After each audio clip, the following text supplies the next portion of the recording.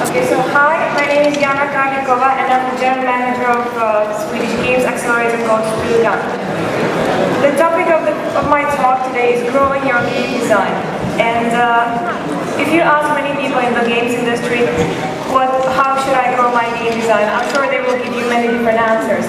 And I made my talk based on our experience from running our Games Accelerator.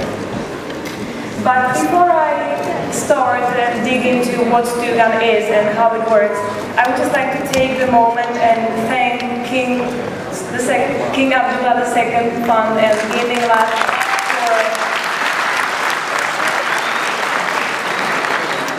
for the opportunity I got to come here to Jordan and spend a few days here and get to know this country. I'm very excited about that, so thank you for having me.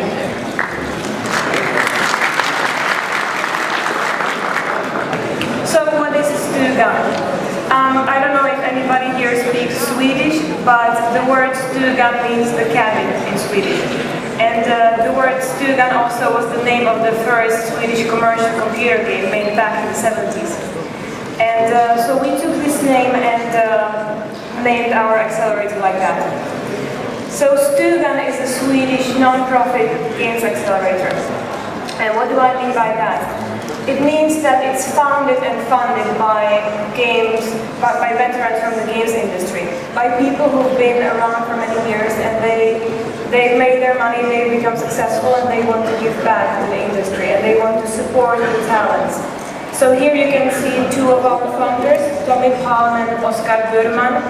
Tommy Palm is the CEO at Resolution Games. They're focusing on VR, and previously he was a games guru at King. And Oscar Burman, he is the general manager at Rovio Stockholm. So these two guys sat down together and they discussed together this idea of starting a non-profit games incubator, accelerator in Sweden. And I joined them from the beginning. We started working last year in June, and we spent a year preparing the first year of the program.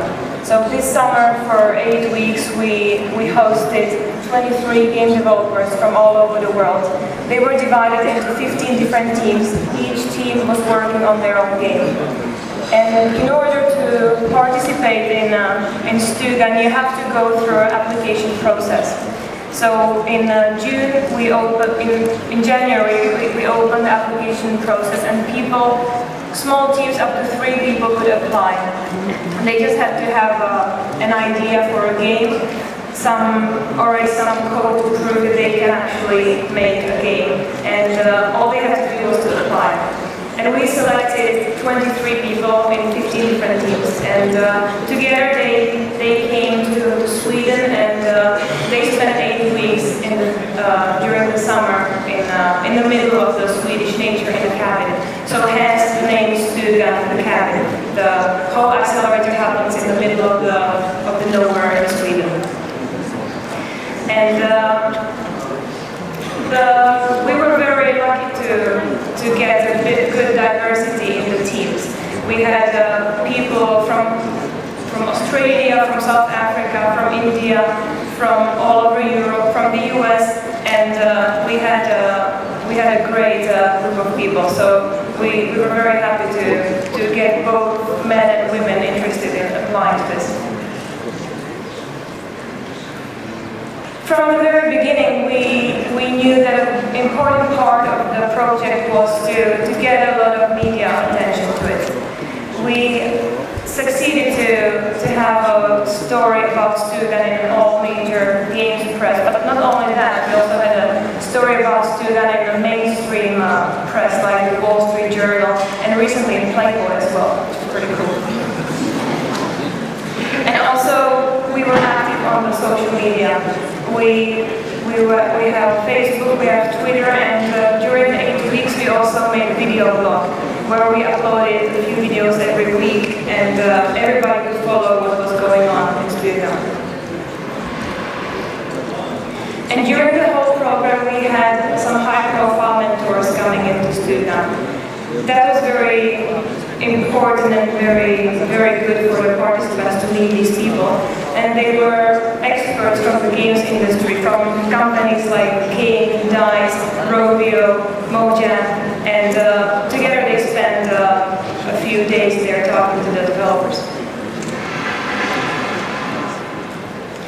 So let me tell you a little bit more about the non-profit games accelerator, because that makes us unique in the world. There are many game incubators and accelerators, but what makes us a little bit special is that we are not commercially driven, and we don't take any equity in the games, and that gives us the opportunity to bet on games that nobody else would bet on. We can take in games that look daring, that are innovative, that have some cool creative idea, and we can take them in because we don't really care if they become a huge hit. We just want to help developers. And one thing that I would like to point out is that it's very difficult to see in an early stage if the game is good, if it's going to be good or not, if it's going to be a successful game or not. One example for all is when Markus Persson showed his game Minecraft at a very early stage to some experts in the games industry. They didn't think it was going to be good enough, it was pretty enough, or that it's going to be a success. And now, when you look at Minecraft, it has become one of the biggest games in the world. So that's one thing you never know. We take in these games and they might become the next Minecraft. The aim of the accelerator is to bridge the gap between a creative idea and starting a games company. There is many people who leave school and they have the knowledge, but they don't have the experience. They don't know so many people in the industry, and this is exactly a thing for them. They can come there, spend 8 weeks with us, get some knowledge, get some experience. They get to meet some great people, the mentors, and other participants like themselves, and together all that is going to help them in their careers. And as I said, we don't take any equity, so Shtwogan is a philanthropic project. We just help them for a limited amount of time without any further commitments. They come to us and they live with us for the 8 weeks for free. They don't need to care about the food, cleaning, nothing else. Everything is taken care of for them, and they just have to focus on their games. So now let me take a few points from what we've learned and what can be applied for any game developer in the world. That some advice that you can take. So I would like to start with location. So when you look at Shtwogan, we put the game developers literally in the middle of nowhere, in a cabin in the middle of the Swedish forest, close to a lake, and they basically never left even the cabin for the whole 8 weeks, and great things happened there. So one thing is basically, if you're a game developer and you want to make games, you don't need to feel that you're not lucky enough, that you are not born in a game industry, that you don't have access to big games companies. It's basically, if you're talented and if you have a computer and the internet, you can create a great game.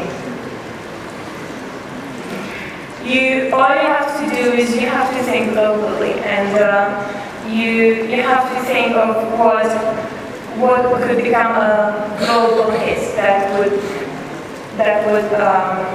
be successful globally in all different countries. And when you look at some examples like Flappy Bird and Kingdom Rush, these two games were created in countries that you would probably not put on the first top 5 countries of the best game, where the best game development is. So Flappy Bird became a great hit, was made in Vietnam, and Kingdom Rush in Uruguay. One big part of Shtwogan was inspiration. It was very important to have our game developers feeling inspired. And there were many ways how they got inspired. One first was the mentors. The mentors that came to Shtwogan, they spent one day or a few days there, and they would talk to the teams and they would give them their feedback, and that turned out to be very valuable to the teams. The mentors covered different topics like ranging from game development to game development law, PR. We had many different experts from different fields, and that turned out to be a great mix. Another thing how a game developer can get very inspired is to meet other game developers like themselves. You working in a group of people that share the same interests really makes you very inspired, and you learn from them, and you feel like you want to achieve as much as you can because the other people are probably doing that. So that was one thing that worked really great. We managed to have a very creative and inspiring environment at Shtwogan where everybody felt very motivated and very happy the whole time. And it was not only the participants, it was also the mentors. When they were there, they were there in their free time. We didn't give them anything for that, and they were super happy to do that for free. And when they were leaving, they were saying that this was super cool, and they got so much energy back from our participants, and that was something that they took with them to their lives and their jobs. Another good thing for game developers to get inspiration from are game jams. And that's basically touching on the previous point, meeting other game developers. When you go to a game jam, you spend a day or a weekend with other game developers, and you get to talk to them, and you get to share some cool ideas, and you get to share experience. And those events can be really inspiring to attend. Another good thing is when you get the opportunity to go to a conference, I think you should take that and go and listen to the talks there. Even if a talk is bad, then you still can learn something. So I think it's a good way to get inspired. And you also meet a lot of people at conferences. And that's really cool, because sometimes you meet people and you never know that maybe you meet them again in 10 years and you decide to start business together, and you never know who you meet. So let me touch upon a little bit on the business aspect of game development. When our participants came to Shtwogan, we didn't require them to have a company. And most of them didn't. And there is a difference between making games and having a games company. And I think unless you have some other way how to make a living, and game development is just a hobby for you, you need to think of the business aspects of making games. When we look at the games industry now, we see that the mobile games industry has matured very much. There are big companies like King and Supercell. They know about the game users acquisition, and they have a strong position in the market. And that makes it a little bit more difficult for small companies to break in.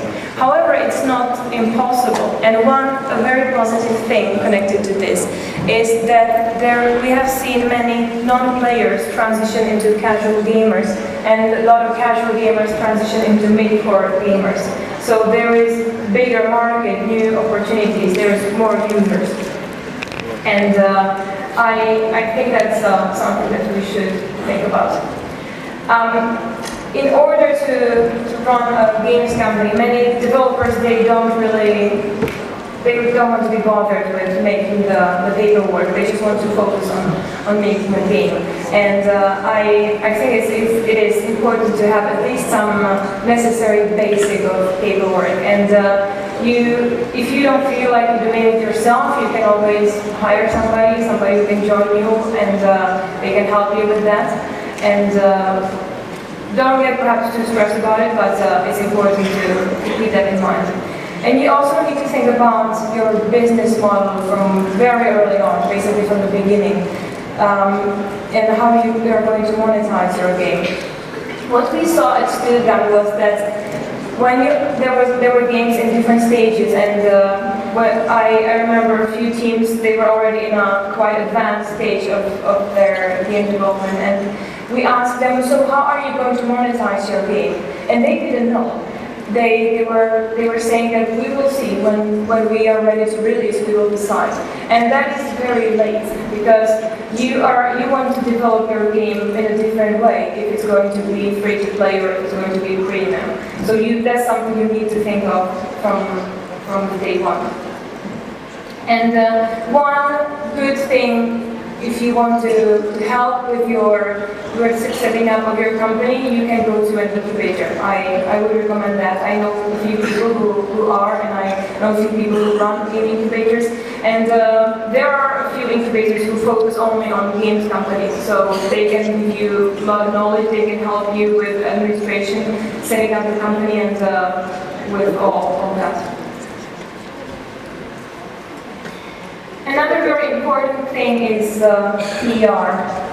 When I go to events and I meet indies and I play their games, and a lot of their games are really, really good, but they never make it out because the developers simply don't think about the marketing. They feel like it's not worth spending the money. It has to be big budgets for that, and they simply hope that their game will be picked up by somebody and will become a great hit. And unfortunately, with the amount of games that is being released, that doesn't really work for everybody. So we had, with Shtwogan, as I said, the media attention to the project was very important to us, and we were very lucky to have a PR guru helping us with that, and he did a great job, and he also came to Shtwogan as a mentor, and he was talking to our teams about how they should build their marketing strategy, and some of the points he said was really great and can be used for everybody, is that you really don't need a huge budget. You basically need to think about when is the right time for you to send out a press release, when is the right time for you, when you have the news that you want to deliver to the audience, what is the important thing that will catch attention. And he also said that you should think more about the quality than the quantity, and try to build relationships with the journalists. So approach less, like 3 of them, and try to build relationships with them. And one thing that is free and everybody can do is the social media. And today we have endless possibilities to use Facebook, Twitter, and it costs nothing, and you can reach wide audience with that. Especially Twitter, you can get many retweets, and it's a little bit intimidating, to be honest, to use Twitter, I find myself, but it's a great tool, and if you learn how to manage it, it can be really powerful. And it creates you followers, people who will play your game eventually when it's released, and that's something that every game developer needs. And my last point is that you should not be scared, and you should put yourself out there, and you should reach out. And what I learned and what I've seen is that a lot of indies, they work alone. They don't work in a company. They work by themselves. They're most often at home, and they don't meet other people. And what we saw at Shtwogan is that some people said, like, wow, this is so cool, because now I see that other people actually work the same way as I do. They go through the same problems. They struggle with the same things, and it's really cool to meet and interact with other people. So, as I have already said in the previous slides, it's important to meet other indies and not be locked by yourself. And one of the good things like that is go to the conferences, and that's a really great way to meet developers. A lot of conferences, there are big indie sections, and that's a good place to meet other game developers. And one important thing is that you need to show your game in order for you to have the game polished and in order for your game to be good. And what I also saw at Shtwogan was that people are a little bit scared of doing that. They lack the self-confidence and they feel like their game is not good enough and they don't want to put themselves out there. And that's exactly what you should do. You need to start showing your game and listen to the people and have them playtest your game. And what I heard is that from one game developer, he said the most I ever learned is when I take a step back and I give the game to a random person and watch them play my game. And then you really can see how they struggle through the level, what exactly is that they have a problem with, or what exactly actually works well. Because when you spend a lot of time developing a game, it's difficult to keep the perspective. You kind of lose it and you're focusing on one thing and you don't see the bigger picture. So playtesting is a great way for you to get the bigger picture and see what needs to be changed or improved.